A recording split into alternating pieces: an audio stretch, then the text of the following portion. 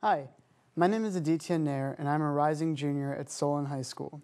I was part of the public health internship program, and my project was called Interdisciplinary Team Meetings in Palliative Medicine. Palliative medicine focuses on alleviating the symptoms of a patient rather than curing the disease. So, in cardiology, one might focus on curing someone's heart problem, while in palliative medicine, one would focus on the effects of that problem and dealing with those effects to make the patient most comfortable. Most of the patients that are seen in the palliative medicine unit have very advanced illnesses. The majority of these admissions are cancer patients. Many of our patients tend to be end-of-life patients. All admitted patients are discussed every morning in the Interdisciplinary Team Meeting, abbreviated IDT meeting. This allows for caregivers from several different backgrounds to provide input on the care of the patient. For instance, if the patient is having social or familial issues, a social worker may become involved. If a patient needs spiritual assistance, a chaplain may be provided. A variety of such caregivers, including nutritionists, physical therapists, music therapists, and pain fellows, join palliative medicine physicians and nurses in these meetings. Both new and established patients are discussed. It was during these meetings that our research was carried out. Because of the nature of those patients' illnesses, performing research on this population is challenging. Any information that can be gleaned about the patients admitted into palliative medicine is therefore of importance. Also, there are only 2 to 3 other inpatient facilities like the one that we have at the clinic in the United States. So once again, research opportunities can be scarce. We aim to provide descriptive information about palliative medicine patients and the unit itself. This way, physicians can better understand the kind of people who are admitted to the unit. So, we look to gather information about demographic data, the key issues of the patient, drugs that they might be given, how long they stay, and how this compares with how long the doctors originally thought that they were going to stay. We also gathered information about who actually comes to these meetings, which beds were used and how often, and the place to where the patient will be discharged. We collected this information using a standardized form that was filled out by a nurse or fellow for each patient when he or she was discussed at the IDT meeting in the morning. This means that a patient could have multiple forms per visit, one for each business day that he or she was at the unit.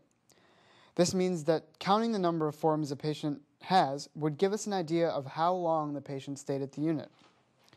We studied 90 consecutive patients that were admitted to the palliative medicine unit from June 8th to June 14th, 2011. No patients were excluded. All data was entered into REDCap, an online data storage device that was developed by Vanderbilt University. Let's look at our results. And let's start with the simple stuff. During the time that the study was carried out, 50 males and 40 females stayed in the unit. 176 forms were completed on male patients, and 188 forms were filled out for female patients. Therefore, a mean of 3.6 forms were filled out for every male patient, and a mean of 4.6 forms were filled out for every female patient. If forms are filled out once per day per patient, then that means that females tended to stay a mean of 4.7 days and males for 3.6 days, not counting weekends or holidays. Here is a graph of the ages and genders of the patients that stayed in the unit. As you can see, most of our patients were around 61 to 65 years of age. But there is a good deal of variance, with some patients as young as their early 30s and one patient who is over 100 years old. The mean age of all patients was 64 years. Here are some highlights of other fields that were recorded. The most commonly recorded key issue among patients was pain management. 48% of IDT forms collected had pain management marked as a key issue or problem. The daily goal for most patients was, unsurprisingly, symptom management for 62% of patients.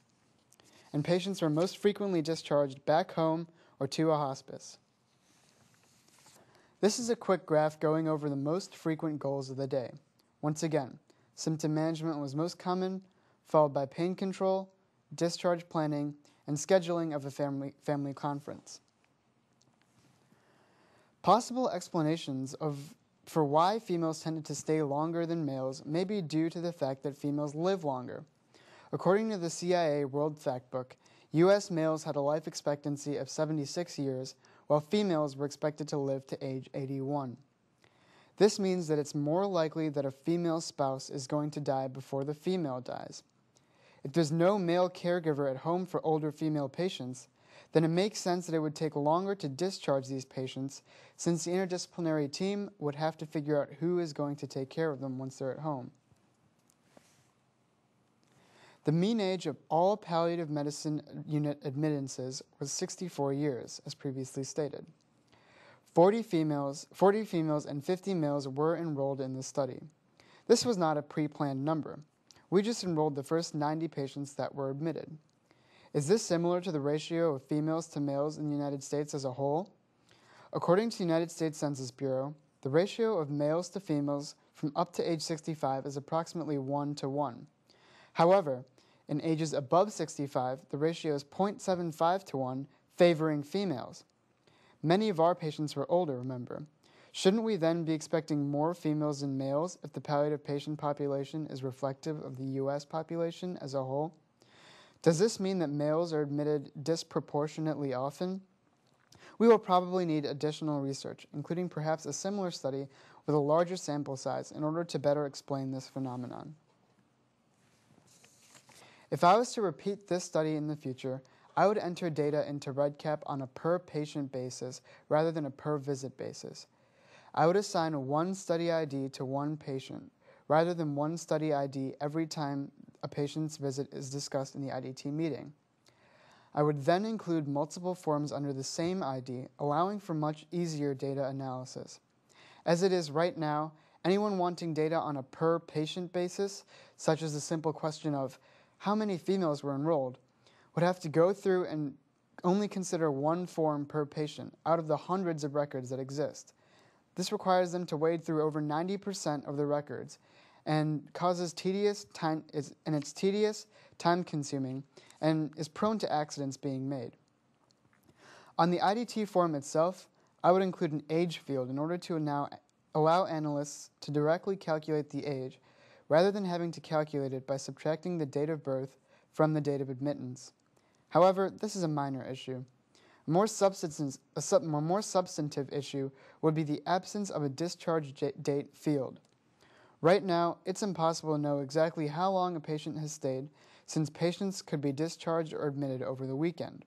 The IDT does not meet during weekends, and therefore no form would be collected. By including a discharge date field, the length of stay can be directly calculated. So, in conclusion, men stay longer than women. Men are also admitted more often than women. The mean age of all patients admitted was 64. Pain management was the most commonly recorded issue. Symptom management was the most commonly recorded goal. And patients were discharged most frequently back home or to an inpatient hospice. I would like to thank Barbara Hullahan and Declan Walsh and Einar Akhtas for their invaluable help. I would also like to thank the Cleveland Clinic and the Office of Civic Education Initiatives for helping me to achieve my best during this summer. Thank you.